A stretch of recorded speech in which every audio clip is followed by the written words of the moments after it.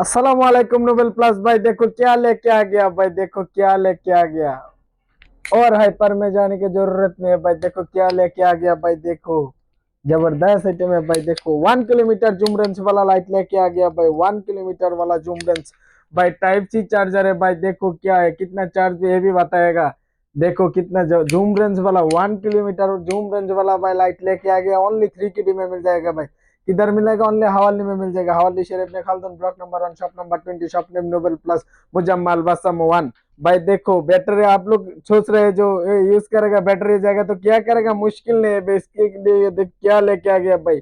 3 piece pencil battery डालो भाई, use करो भाई। देखो और भी एक है, और भी एक लेके आ गया भाई। ये भी 3 KD है भाई। 10 दिनार का भाई दिन अभी उठ गया भाई। देखो अभी 3 दिनार का मिल जाएगा।